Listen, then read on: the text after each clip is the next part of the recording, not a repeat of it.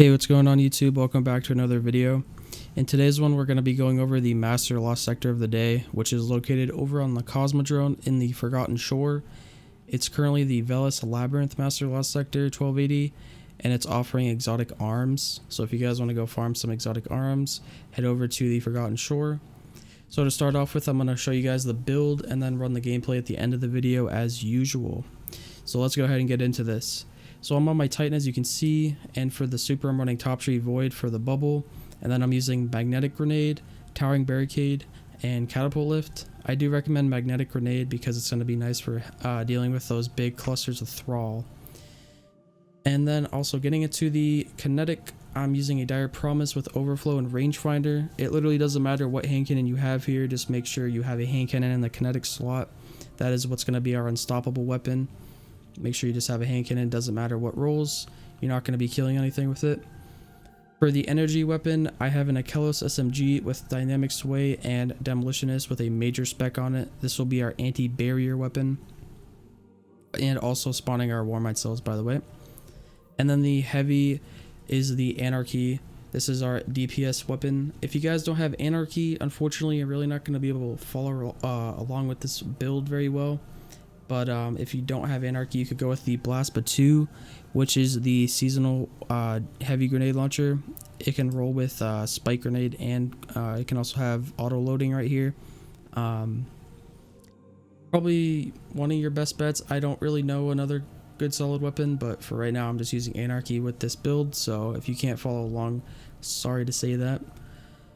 For the armor, I'm using One-Eyed Mask to fill up my exotic armor slot, because why not? Still a really good exotic even in PvE. For the mods, I'm running a recovery mod, grenade launcher, ammo finder, submachine gun targeting, and global reach. For the gauntlets, I'm using a minor resilience mod, unstoppable hand cannon, and anti-barrier submachine gun. Make sure you're running both of these mods on your gauntlets. You grab them from the seasonal artifact. They cost 1 energy. Make sure you're running these on your gauntlets before you head into this lost sector. And then for the last mod here, I have a high energy fire charge with light mod. This is just going to help our DPS output when I'm charged with light.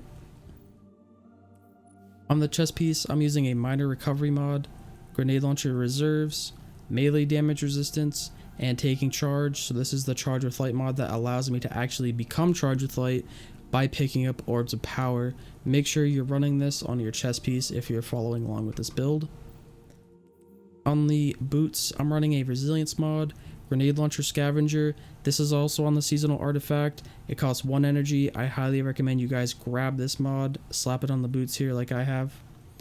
I have absolution, so it reduces all ability cooldowns each time I pick up an orb of power. And then I have reactive pulse. This is a nice charge with light mod. So when I take damage while surrounded by enemies, I emit a burst of damaging arc energy, consuming 1 stack of charge with light. So it's like a nice little AoE arc damage around my character, basically killing all trash ads like Thrall, which is perfect for this lost sector because if you don't pay attention, they will swarm you. And then I also gain a powerful overshield while performing a finisher. This is really nice when I'm exposing myself in front of a bunch of ads or even in front of a champion to do a finisher on something. So reactive pulse is really good. And then for the mark, lastly, I'm running a recovery mod, and then it's totally optional. You guys can run whatever you want here. For my xenophage builds, I definitely recommend Spoils of War, but for the Anarchy, I didn't really find, at least in this activity, a problem with ammo at all with it. If you're one of those people who sticks Anarchy on like 30 Anarchy bolts on like a single target, definitely run this. But if you're pretty conservative with your Anarchy ammo, don't really worry about it. If you don't have Anarchy, I would definitely recommend running this, but if you do have Anarchy, this isn't like a must-have. You guys could run something else here that you want, but it's on the seasonal artifact called Spoils of War, so when I defeat a champion with a finisher, I spawn a heavy brick. Honestly, if you guys aren't confident in your heavy ammo economy, run this mod, basically.